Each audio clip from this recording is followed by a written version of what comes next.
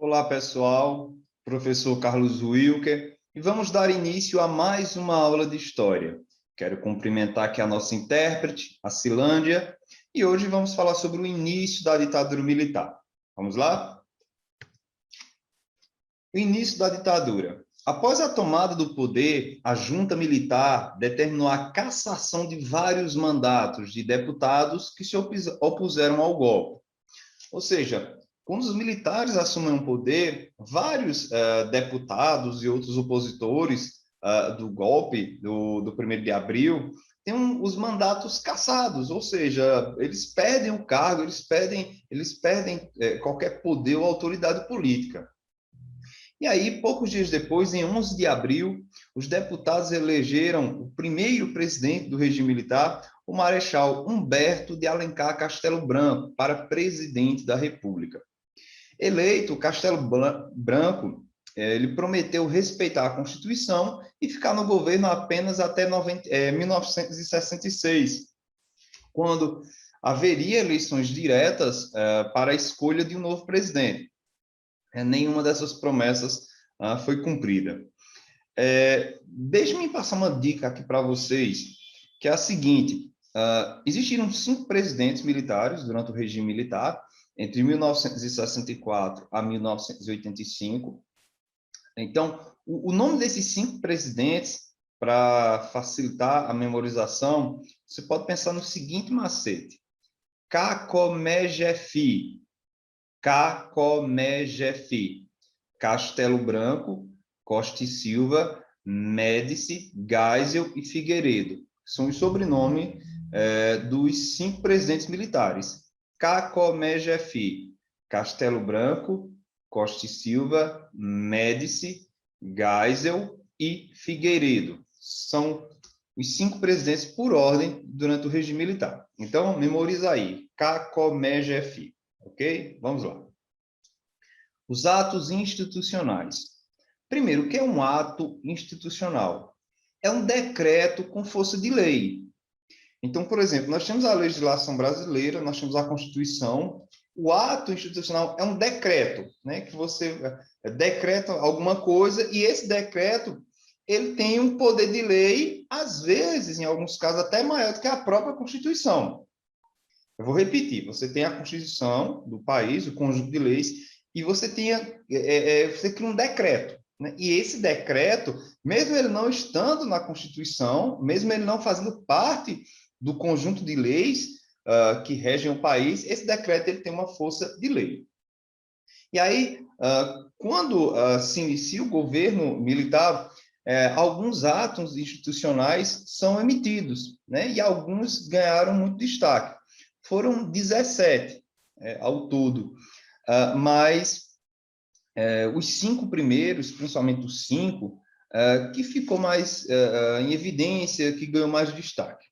Então, vamos para o AI1, Ato Institucional número 1, de abril de 1964. O que é que esse ato dizia?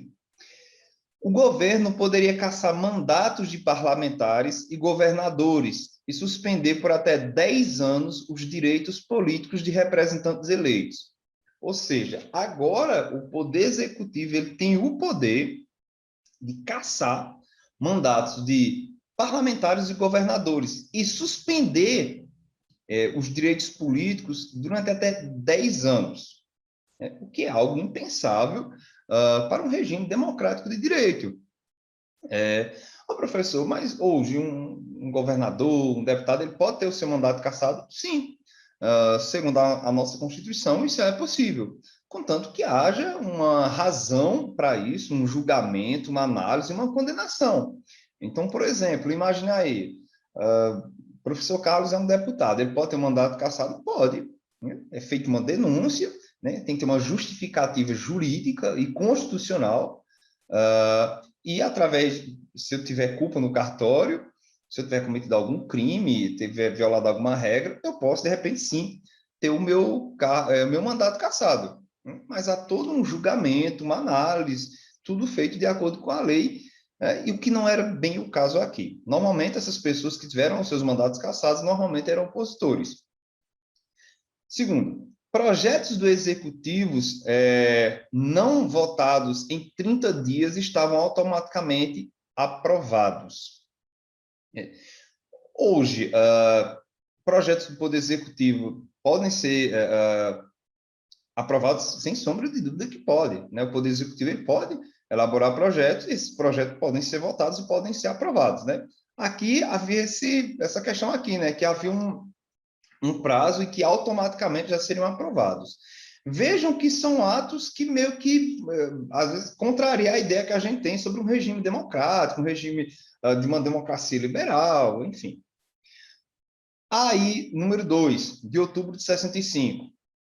Esse ato institucional, ele introduz o bipartidarismo, e aí passam a existir apenas 2 partidos políticos no Brasil. Pois é, apenas 2 agora eram permitidos. E aí temos a Aliança Renovadora Nacional, ou ARENA, favorável ao governo militar, e o Movimento Democrático Brasileiro, o MDB, que reunia, né, os setores da oposição. Esse ato também decreta que as eleições para presidente passam a ser indiretas, por meio do colégio eleitoral formado por parlamentares. Me explica, professor, não entendi isso. Eu explico. A partir de então, as eleições para presidente seriam de forma indireta, ou seja, não era a população que iria mais votar para presidente. Quem iria escolher os presidentes, normalmente eram os parlamentares, era o Congresso, ou seja, entre os deputados, ou seja, o povão não vota, o povo não vota. O povo não escolhe mais seu presidente. Os deputados, era um congresso que fazia uma votação entre eles e escolhiam um presidente. Ok?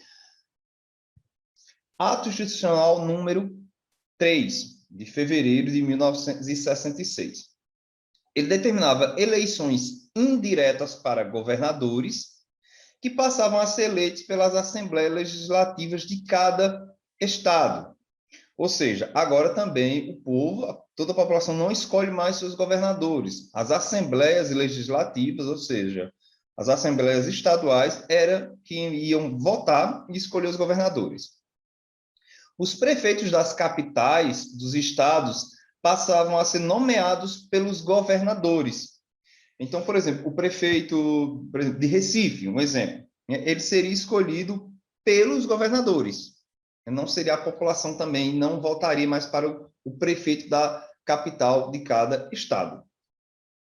Aí, 4 de dezembro de 1966, há uma redução do mandato presidencial de 5 para 4 anos, sem reeleição. Então, o presidente só ficaria no poder durante 4 anos e ele não poderia se candidatar à reeleição. E o Congresso é convocado para elaborar uma nova Constituição, ou seja, um novo conjunto de leis, que foi promulgada em janeiro de 1967. Ok? E vem o mais famoso, mais polêmico, o AI-5. O presidente da República, esse AI-5 ele é de 1968, ok, pessoal? O presidente da República passava a ter plenos poderes, podendo decretar o recesso do Congresso Nacional, intervir nos estados e municípios e suspender a garantia do habeas corpus. Ou seja, o presidente agora ele tem o poder de, para o Congresso, né? Parem os trabalhos. Ele passa a ter poder agora para intervir nos estados e nos municípios, né? E suspender a garantia do habeas corpus. Professor, o que é habeas corpus? É um instrumento jurídico existente em todas as nações democráticas de direito e sua função é proteger cidadãos em caso de prisão ilegal pelo Estado. Ou seja, esse instrumento ele diz o seguinte: o Estado não pode prender um cidadão sem o devido processo legal, sem devidas evidências. Então, por exemplo, o habeas corpus permite que uma pessoa não seja presa pelo Estado sem uma razão justificada.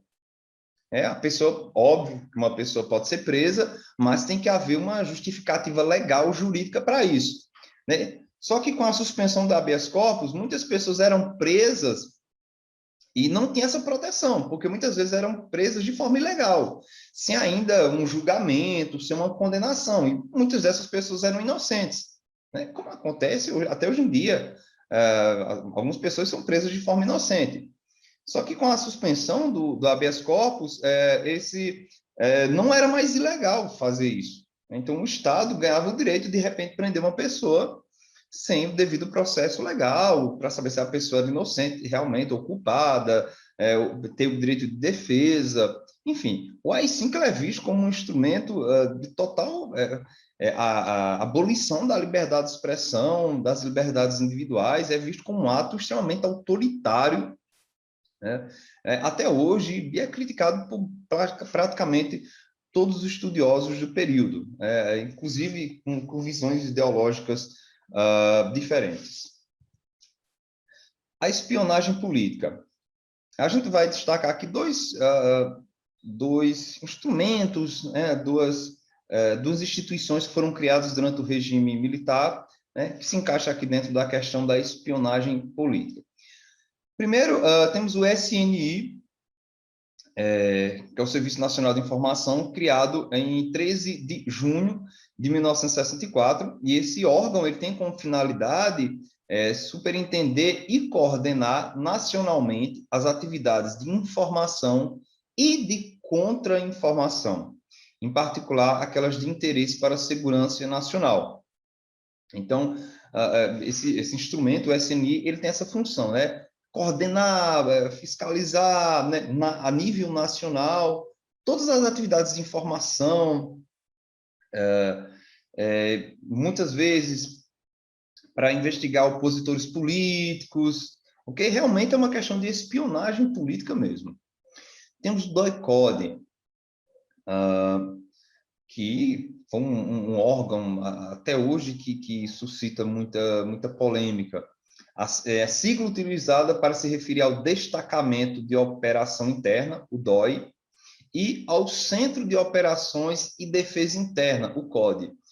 Alguns historiadores dizem que o DOI estava sob a tutela do CODE, então alguns dizem que o termo era para ser CODE-DOI, mas enfim. Foram órgãos criados no contexto da ditadura militar, que vigorou no Brasil entre os anos de 64 e 85. Esses órgãos foram criados a partir da institucionalização da Operação Bandeirante, ou BAN, né? E essa operação tinha como objetivo garantir a segurança nacional a partir do controle das informações e da repressão aos opositores do regime militar, ok? A ditadura reprimiu intensamente sindicatos e movimentos estudantis, e os partidos políticos tinham uma ação restrita. Não é que deixaram de existir, mas era tudo muito limitado, não havia liberdade política, liberdade de expressão, né? E quando havia, eram coisas muito limitadas, enfim. Como não havia liberdade de expressão e de organização política, os grupos mais radicais adotaram a luta armada. Ou seja, havia uma grande oposição ao regime, uma oposição muito dividida, né? É um erro muito comum as pessoas pensarem o seguinte, que temos os militares de um lado e os comunistas do outro. Não era bem assim.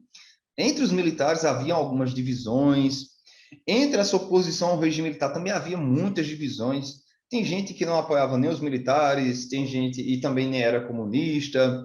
Entre a oposição havia visões diferentes sobre como lidar com o regime militar. Então, é um erro muito grande resumir o regime militar a dois grupos coesos. Não, havia muita divisão dos dois blocos, então não haviam dois lados, haviam vários lados, né?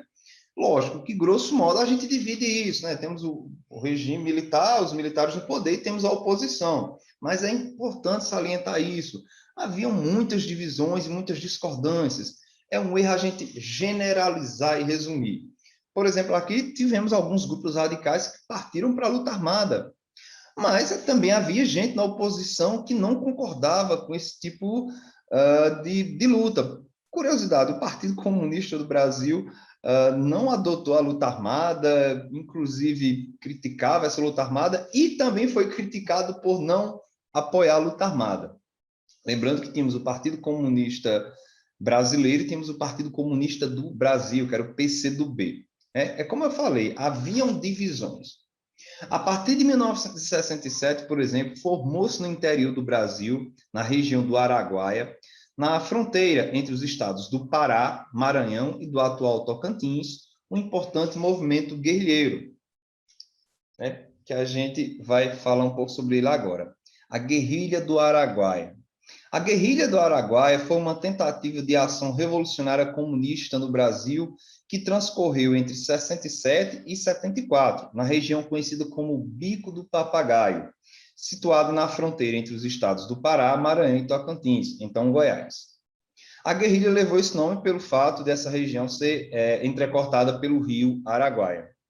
Os membros desse grupo eram vinculados ao PCdoB, não era o PCB, não era o Partido Comunista Brasileiro, era o Partido Comunista do Brasil. É um partido revolucionário dissidente do antigo PCB, ou seja, foi uma turma que se separou e seguia uma linha estratégica maoísta. Inclusive, parte dessa dissidência porque o Partido Comunista Brasileiro não apoiava a luta armada, e eles não viam com bons olhos essa forma de oposição, eles queriam uma coisa mais pela questão, de repente, pela via democrática, eleitoral, enfim, alguns concordavam com isso, outros discordavam, não vem ao caso a gente entrar em detalhes. E aí o PCdoB adotou uma estratégia maoísta, né, que é uma linha adotada pelo Mao Tse-tung, o camarada lá da China. O Mao Tse-tung vai adotar essa tática após a Segunda Guerra Mundial. E qual é o objetivo dessa estratégia? É você instaurar um estado de guerra popular prolongada, né? A ideia é na região norte do Brasil, e a partir disso tentar tomar o poder no país. Desculpa, não deu certo, ok? Essa guerrilha vai ser abafada pelas forças dos militares, muitos serão mortos, né? Enfim, é importante enfatizar o seguinte, que a luta armada no Brasil ela existiu durante o regime militar, mas ela também não teve tanta força, não. Em poucos anos, essa via de reação ao regime militar, ela vai ser contida e vai ser derrotada. Vanguarda Popular Revolucionária, o VPR, foi um grupo de luta armada brasileira de extrema esquerda que lutou contra a ditadura militar brasileira, visando a instauração de um governo de cunho socialista no país. Formou-se em 1966 a partir da união dos dissidentes da Organização Política Operária, a POLOP, com militares remanescentes do movimento nacionalista revolucionário, ou seja, eram dissidentes já de outros grupos, né? E aí se forma o VPR. Temos aqui uma imagem ao lado, que era meio que a logo utilizada pelo movimento. Esse grupo também não vai obter grande sucesso, também vai ser eliminado. Tivemos também a Ação Libertadora Nacional, a ALN, temos aqui uma logo aqui ao lado, uma organização de luta armada de esquerda no Brasil, que enfrentou a ditadura militar brasileira instaurada em 1964. Ela foi formada no ano de 1967. A organização era fruto de uma dissidência do Partido Comunista Brasileiro, outra dissidência, e foi a principal organização da esquerda armada no Brasil, destacando-se pela quantidade de membros que conseguiu incorporar. Durante seus anos de atuação, a ALN realizou notórias ações de cunho radical, incluindo assalto a bancos, com o intuito de financiar a guerrilha, e sequestros de figuras políticas que tinham como objetivo a troca com militantes presos. Inclusive, eles vão sequestrar um embaixador norte-americano aqui no Brasil, que agora, confesso, deu um branco, não lembro o nome dele, mas o embaixador dos Estados Unidos aqui presente no Brasil vai ser sequestrado por eles, e eles vão trocar, eles vão exigir a libertação de 15 presos políticos, se não me engano, em troca do resgate do embaixador. Mas também, foi a que ganhou mais destaque também, mas também vai ser derrotado. Comando de Caça aos Comunistas, o CCC. Pelo lado militar também houve uma reação a esses grupos também, ou seja, é uma disputa aí, né? E temos a Organização Paramilitar Anticomunista Brasileira, de extrema-direita, atuante, sobretudo, nos anos de 1960. iniciada pelos estudantes da Faculdade de Direito da Universidade de São Paulo, sendo composta por esse, além de estudantes da Universidade Presbiteriana Mackenzie, policiais e intelectuais favoráveis à ditadura militar no Brasil, então, vigente. Foi fundado pelo policial civil e estudante de direito Raul Nogueira de Lima, que se tornaria um torturador no DOPS, o Departamento de Operações Policiais, conhecido como Raul Careca. Ele era chefiado pelo advogado João Marcos Monteiro Flacker e recebia treinamento do Exército Brasileiro. Então, para a gente sintetizar tudo, houve uma reação por parte da oposição, né? Diversos tipos de reação, algumas reações armadas, houve também reações no campo da cultura, da música, do teatro, houve reações políticas também. Enfim, na oposição havia muitas divisões e diferentes tipos de reação. A gente destacou já aqui a questão da luta armada.